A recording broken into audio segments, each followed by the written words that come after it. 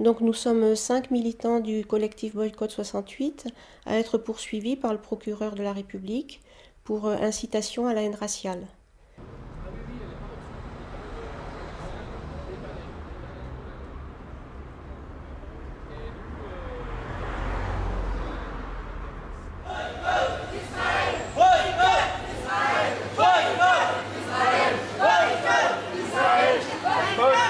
Israël. Je suis membre du collectif Boycott 68. Ce collectif s'inscrit dans le cadre de la campagne BDS, Boycott des investissements et sanctions. Cette campagne est lancée suite à l'appel de la société civile palestinienne regroupant toutes les branches de la société civile palestinienne, les habitants de Cisjordanie, de Gaza, les réfugiés et aussi les Palestiniens en Israël. Cet appel demande à tous les soutiens du peuple palestinien dans le monde de boycotter les produits israéliens pour faire pression sur Israël afin d'arrêter leur politique d'agression et de colonisation en Palestine. Alors nous avons fait une opération de boycott à Carrefour dans le cadre de la campagne internationale BDS.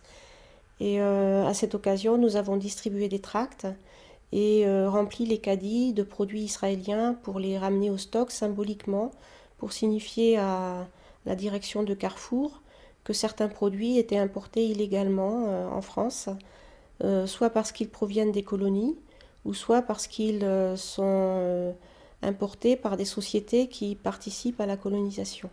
Nous, citoyennes et citoyens, attachés aux droits de l'homme et clients de Carrefour, exigeons par cette pétition de ne plus risquer d'être complices de graves violations du droit international. Stop apartheid, boycott, boycott Israël. Boycott Israël, boycott Israël, boycott Israël, boycott Israël. Commercialiser des produits israéliens sous le nom sud-africain, ce qui est déjà une tromperie. Et deuxièmement, nous sommes pour l'information de vos clients.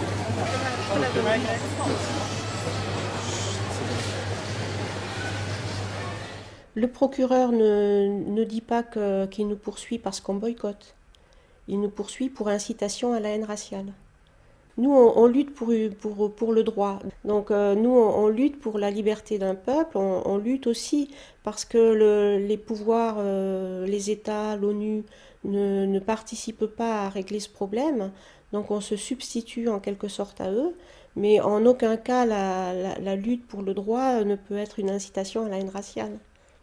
Je fais partie du collectif Boycott 68 et je suis convoqué devant le tribunal correctionnel de Mulhouse pour avoir appelé au boycott des produits israéliens et on nous reproche une incitation à la haine raciale. Mais c'est un moyen, c'est un exemple qui a été payant donc en Afrique du Sud, c'est un moyen d'action citoyenne et non violente pour faire pression sur un État qui est un État criminel qui ne respecte pas le droit international et qui exécute des crimes de guerre et des crimes contre l'humanité. Ce n'est pas moi qui le dis, c'est le rapport Goldstone de l'ONU qui l'a dit encore récemment. Alors ceux qui nous soutiennent, ce sont d'abord des élus, des sénateurs, des députés européens.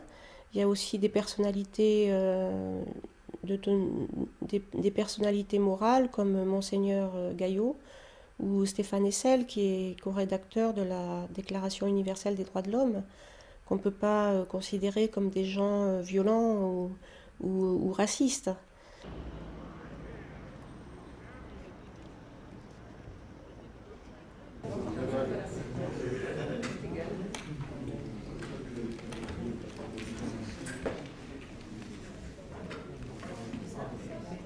L'UE n'envisage pas d'interdire l'importation de produits des colonies en Europe.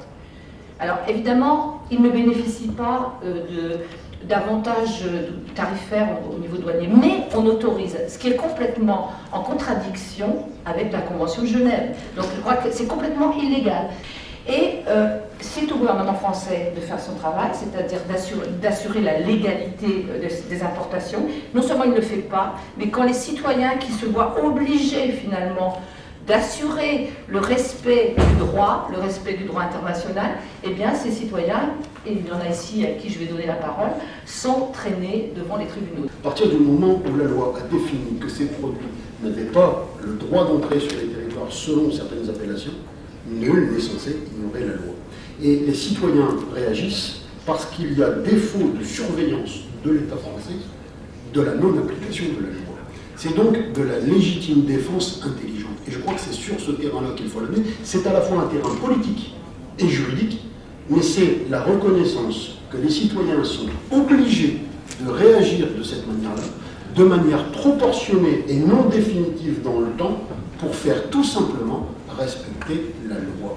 Je rappellerai cette citation de Gandhi, qui est peut-être celui qui, dans le cadre d'un combat collectif, dans une lutte de libération, a utilisé le plus le boycott, et qui disait quand on combat, au début on rigole de vous, ensuite on vous condamne, on vous met en prison et à la fin vous gagnez. Finalement, ce procès est politique. Le Premier ministre, la ministre de la Justice et aujourd'hui le ministre de l'Intérieur ont annoncé qu'ils allaient poursuivre les militants du boycott. Donc en ce sens, on n'est pas très surpris.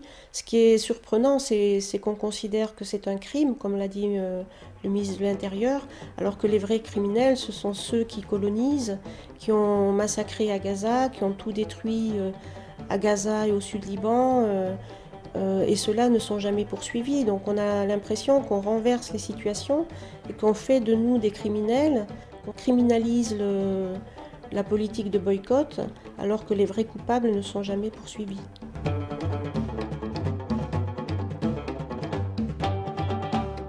À trop